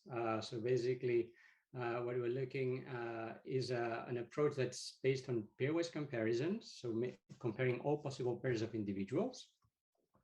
But what's new in this paper that we're presenting today is not the inequality index itself, but the decomposition. And it's a decomposition in which total inequality across individuals can be broken down into very interesting components. One of them being the within group component, which basically tells you how heterogeneous the different subgroups are within each of them. And then we have a between group component telling us how far apart the different groups are vis-a-vis each other, but also not only how far apart they are, but also whether one group is more or less disadvantaged with respect to the other, right? So, and these are different constituents of the overall inequality index, and I think that somehow this is a very nice way of putting together like these requirements, right? So having a total inequality measure based on individual-based outcomes, where you can know, the contribution of the different pieces, right? The within groups, how the different groups interact with each other, which one is performing better than the other, and everything squaring like very nicely as I see it. So these are the measures that we're going to use. As I said before, these are very well known, I guess, for everyone working with inequality. These are the absolute and relative Gini indices. So basically, these measures are looking at the expected average distance when you pick two individuals at random. You pick two individuals at random, you look at the length of life, and then basically you take an average among all possible comparisons, right? The first one is also known as the absolute inter-individual difference. And the second one, the relative Gini index, is exactly the same as before, but dividing by the mean of the distribution, which is the life expectancy, okay? So basically now what I'm gonna do is to show you like what I think are new decompositions of this very well-known measure of inequality, the Gini index, which is there. I have not invented it. What I think it's new, it's this new interesting decomposition. So let me start with a very simple case, like the two-group case where we're looking, for example, at women and men or any two other groups might work. So basically, what we have here is that the total Gini index, this delta D, can be written down as a weighted sum of, here, this first term would be like the Gini index applied to the female distribution. So this would be like the within inequality among women. The second term would be like the within inequality among men. And then we have the third term here, this delta FM, which would be like the between group component, which basically it's measuring the average expected difference between a randomly chosen woman and a randomly chosen man. So basically you pick a woman at random, you pick a man at random, and you look at how far apart you're expecting them to be, okay? And these are like the three components which I like about this decomposition. It's very easy to understand, right? You look at how far apart you are from each other, and not just within groups, but also between groups. And these three components, these SFs, SM and SFM, are basically, variations of these population shares that add up to 1. So the important part is these deltas, right? These within components. This is about the two group case. For the multiple group case, we can have 3, 4, 5, as many groups as you want, but the idea is exactly the same. Then this absolute Gini index can be broken down in two broad components. The first one is the within group component, where we have, again, this weighted sum of these inequalities within groups. Basically, this delta dg is the inequality within group G, and this applies for all other groups as well. And then here we have these between group components, where basically we're looking at the pairwise differences across groups. So this IGH that I'm showing here, basically it's the expected average distance between groups J and H. So you pick an individual at random from group G, you pick an individual at random from group H, and you look at, on average, what's the expected difference that they might have, right? So this is speaking about distances. Again, very simple decomposition that, as far as I know, has not been much exploited, but we can do more than that. What's interesting about this between part, this IGH, measuring how far apart two age distributions are, is that in turn can give you more information. It cannot tell you not only how far apart the two age distributions are, but we want to know to what extent which of the groups is benefiting more, with respect to the other, whether one group is advantage or disadvantage with respect to the other, right? And this is something that we're presenting here in this paper. It turns out that this distance between groups can be broken down in two subcomponents, what I call these AHG and AGH, which basically A comes from advantage. So it's the advantage of one group over the other. So basically, this is the definition. And basically what I'm doing is to break down this original sum, which is the original sum here on top. It's based on differences in absolute value. I'm just taking, this absolute value difference. Whenever this A minus B, it's positive, it goes here in this sum here in this AGH term. And whenever it's negative, so B, it's larger than A, we add it to the other part of this inequality, right? So basically what this is telling me is that this distance between two groups can be nicely broken down in these two components, AGH and AHG, telling me somehow like the relative positions of these two groups vis-a-vis each other, right? So as I said before, it measures the average advantage in length of life for those individuals of one group outliving the other one, right? So it tells us about relative positions of these two groups. So how these numbers behave when, for example, we're comparing age-death distributions that are exactly the same. Imagine that we're comparing two fictitious countries that have exactly the same mortality schedule. This DG would be the same as the DH. And then what we have is that these advantages of H over J and advantage of J over H is the same as this, the half of the inequality of the distance between these two groups. So the two groups can be said to be equally advantaged or disadvantaged with respect to each other. The other extreme case would be when one of the distributions is much, has much larger values than the other one, so they do not overlap. And in this case, for example, when all individuals from group G are living much longer than those from group H, then this AGH term takes the whole of it, of this distance, and the other one takes the value of 0. So in this case, the first group, this group G, will be completely advantaged if you want with respect to the other one. And in real world examples, of course, this doesn't happen. Typically, age and death distributions do overlap, so these numbers are not zero. But typically, the higher the value of this AHG, I mean, it means that the state of affairs of this group H is better with respect to the other one, okay? So this is like the new decomposition of the Gini index I'm proposing. So again, basically what I'm saying is that the absolute Gini index is a weighted sum of many very interesting things. One of these things is the inequality within each of the groups.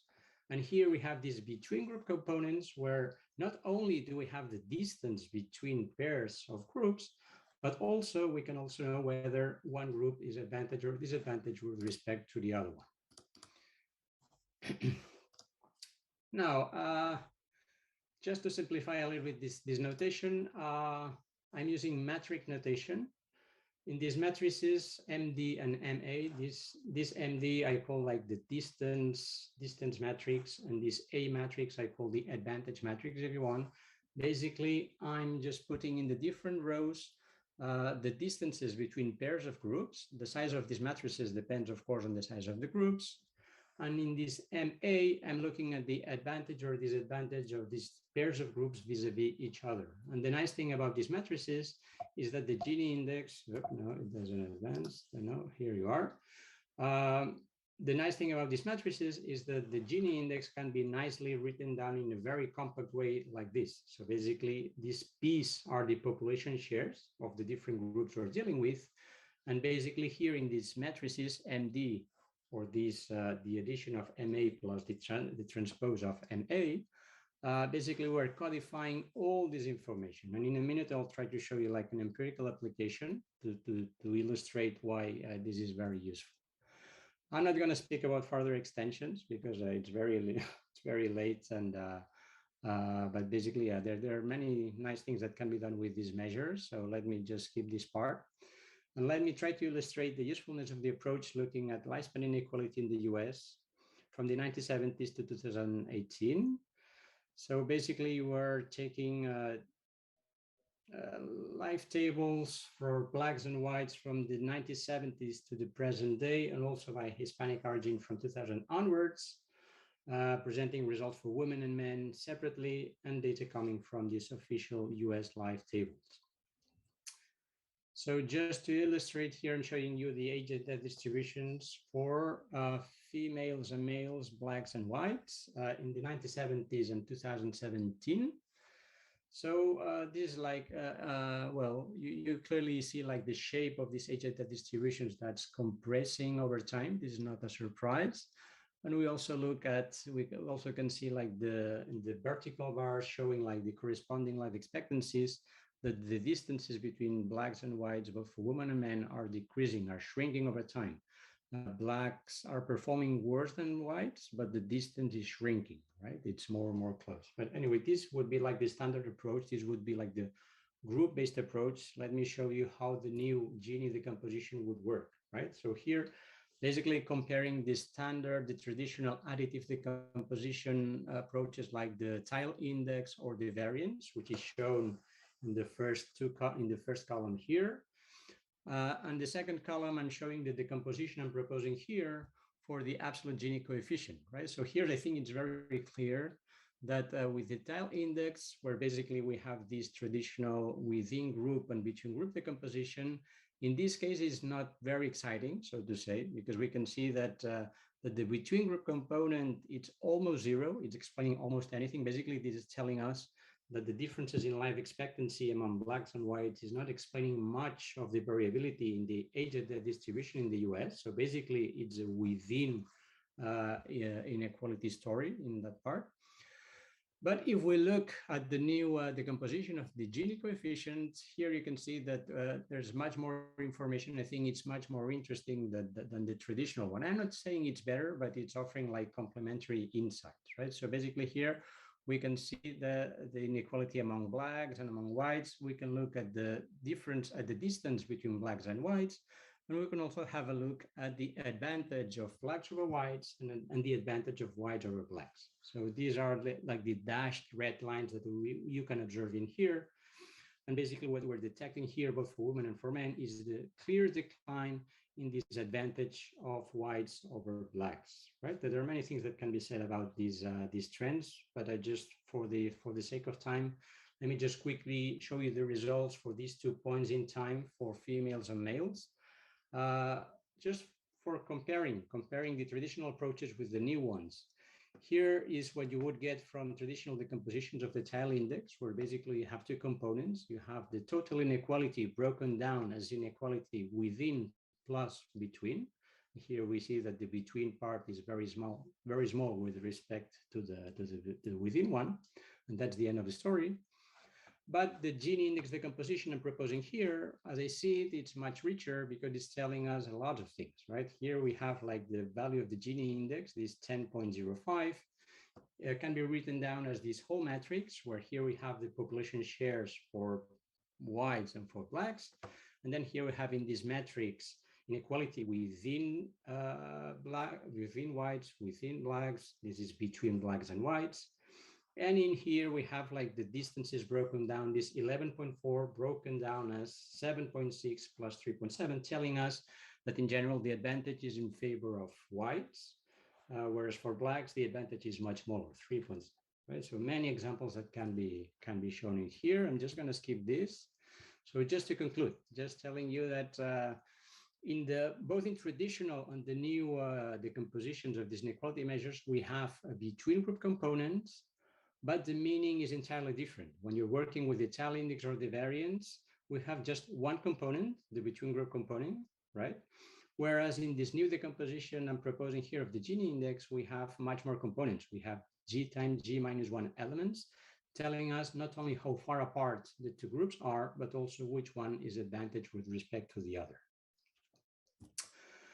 A limitation of this approach, just to conclude, is that when the number of groups becomes large, imagine that you want to compare, let's say, 200 countries or something like that, then this approach is not very useful because there are so many pairwise comparisons. You have to perform like 200 times 199 pairwise comparisons, and then it becomes like really daunting. I mean, it's not that practical. This approach is much more useful when the number of groups, it's let's say 2, 3, 4, 5, 6, I don't know, right? When you're comparing what happens among women and men, among educational attainment groups, ethnic or racial groups, income or wealth quartiles or quintiles. So as long as you keep G under control, that should be fine, right? And basically when proposing, it's just another tool to enlarge the practitioner's toolkit, that it's not better or worse. I think it's just a nice complement of the current tools that we have to assess inequalities in health. And I think this is it. Thank you very much. Yeah, thank you. Thank you for this amazing work. Nice. And again, there is time for everyone a discussion. And Magdalena was the first one. Yes, so thank you. That was interesting. I was thinking about it for some time too, because I think this is a standard decomposition in income inequalities, right? Then you have the between group and the overlapping component. So how does what you propose differs from this standard Gini decomposition? My first question is. And second, how does it differ from the recent paper? There was a paper by Jean Vopel and Marie-Pierre and Ilya Kaczynski about the out survival as a measure of the inequality of lifespans between the population, because I think this is directly linked to your overlapping index. So this is the question. Thank you. Okay, thank you very much, Magdalena. Super relevant questions. I mean, as regards the first one, you're right. I mean, in the income inequality literature, there's these the composition of the Gini index, where you have a between group component, within group, and then an overlap group component. But this is not the one I'm proposing here. I mean, basically, the one you're referring to makes the approach to say, okay, we're going to define the between group component as taking the mean for each group, and then looks and see what happens, right? I mean, for the Gini index, this nice additive decomposition that you have in between and within groups, it only works when the distributions are not overlapping. This is the reason why you have like this overlap coefficient in this kind of decomposition, which is very hard to interpret. In this one, this is not the same. It might look familiar because we're using similar terms like within inequality and between group inequality. So this is why in the last slide I was warning, saying, well, pay attention, because even I'm using the word between group component and something, it's not exactly the same. Here, distributions can overlap. This is not the issue. Basically, I'm looking at something different. I mean, the between group component is not looking at the distance between means, but it's making all possible pairwise comparisons, which is not exactly the same, right? So that's the first question. And as regards the second question, I thought I was running out of time, and one of the slides I skipped was precisely this issue that you mentioned about Jim's Popel measure, which is very much related. In those slides that you didn't show, I said that basically our framework applies very easily to these measures proposed by Jim Popel and colleagues, because basically what I was saying in that slide was that this pairwise comparison approach can be used as well, not just to say how many more years one individual is expected to outlive another one, but just to say what's the probability that an individual is outliving another one, right? So rather than looking at the distances, just thinking, am I living longer than you or not, okay? So with this kind of slight change in the definition, you end up computing like these probabilities of out survival within the same framework, because it's all based on this comparison approach. So the only difference between Popel's and the approach we're proposing here is that here we're adding like this distance function, right? Saying how far apart two aged deaths are. In that approach, they just care on whether one is longer than the other, and that's it, right? I don't know if I make myself clear, but this is one of the things I wanted to highlight in the presentation, but I ran out of time. Thank you very much.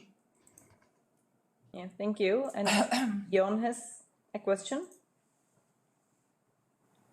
Yeah, thank you.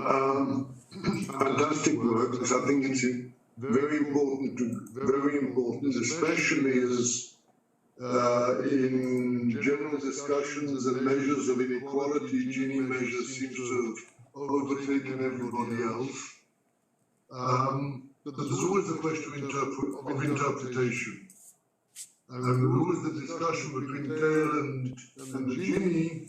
The tail measure makes more sense if you move somebody from one group to the other in a world of transgender, quite possible to remove people from female to male or the other way. What does this do to the inequality measures? Does it matter that they are below or above the median and so on? So the first question is a question of interpretation beyond inequality. What do we mean by inequality? And what is the sensitivity of this inequality to people moving from one group to the other? The other question is, given that there is some kind of difference in interpretation between the Thaler and the Gini index, could one do the same decomposition effectively for the Thaler index or for any other measure of inequality? Atkinson has a whole string of measures depending on the power to which you raise the difference between the two groups. How much can this idea of further breaking down the between group and the comparisons and so on, how much can it be extended using your simple matrix method to other measures of inequality? Thank you very much, John. These are very relevant questions.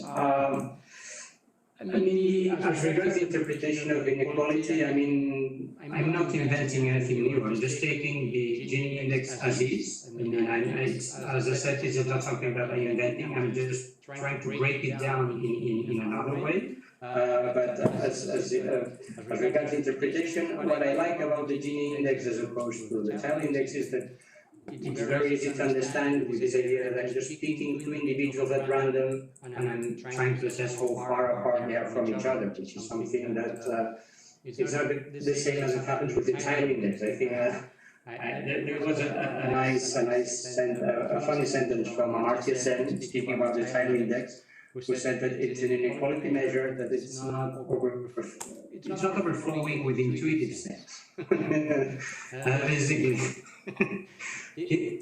Basically, his point was that it's not very intuitive, but the good thing about the tally index was that it has like this nice additive decomposition property in which when you collapse, the group distribution into the mean, then you nicely have these between group and within group components which are not observed for the gene index or any other inequality measures. So there are a few measures satisfying that.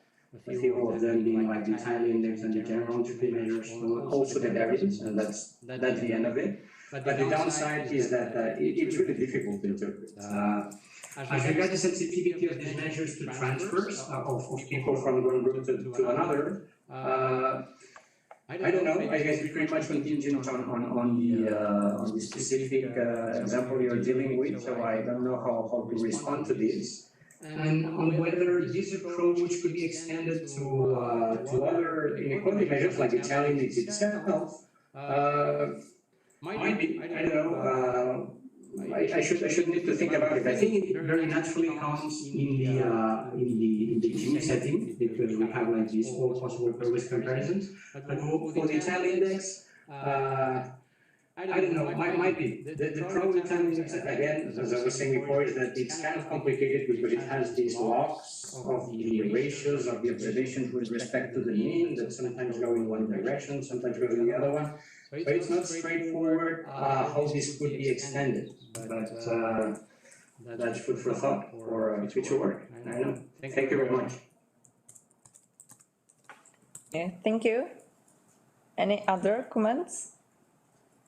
Yeah. Hi, Iñaki. It's Jiaxin here. Thank you for the great talk. Yeah, I really enjoyed it, and I can totally see why it's important and give us a comprehensive view of inequality. And just a minor comment: have you considered to take a step further to separate the effect of the size of subgroups? And I don't know how to do it for one time point, but to decompose the change in Gini, might do some kind of like Saka decomposition type. Very good point. Indeed, we have this issue in mind when working with the empirical example. I've shown you the example from these racial inequalities in the US. But this was not my favorite example. My favorite example was lifespan inequality across educational groups.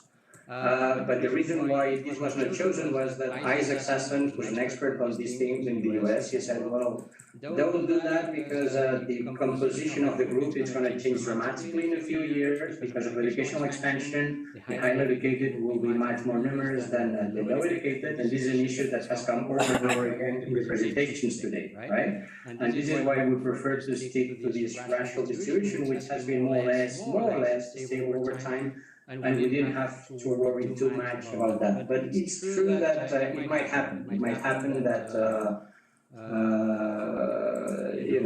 composition of the population is changing a lot. And somehow we haven't done that in this paper. But if I had to do that in the future, I guess I don't know. I guess I should need to play around with this population weights, telling you the composition of the population. And the first thing that comes to my mind is to play around with some kind of counterfactual analysis and see, well, what happens when I freeze, the population size of a different subgroup, then move just the other component of the inequality measure, or these kind of arguments. I don't know, but it's true that the inequality index itself is a mixture of inequality within groups, of inequality between groups, and, as you rightly said, like the population shares. The population shares might be changing over time, and this is an issue. And how this is dealt with, well, I guess it depends on the study, but it can be potentially important. I agree. Thank you very much, Deshin. Thank you. Yeah, thanks. Still, there is some time for questions or comments.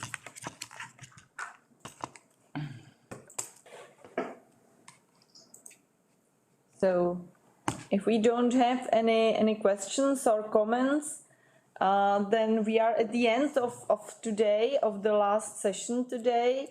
I'm sorry for the technical issues which met us during the day. Hopefully tomorrow it will be fine again. Now it's time to stop working and to start some social life. So the present participants are going offline. And we are going to be a bit more social, and we still will keep the social distance, of course. And all the online participants again can use the online application where the poster session was. You can meet there, you can talk to each other, you can really go social but online. So do not hesitate to use it, enjoy the evening, and maybe we will make some photos for you so that you can see how it looks when people are together, and we will share it with you. Yeah, sure. So there is still a possibility if someone has to or wants to mention something, but otherwise, see you tomorrow. And do not forget that tomorrow we start at 9 o'clock. And please don't be late because there are some super interesting papers in the morning. So we all should be online waiting for wonderful presentations and talks during the last day of the workshop. So enjoy the evening. Do not forget to get social and see you tomorrow in the morning.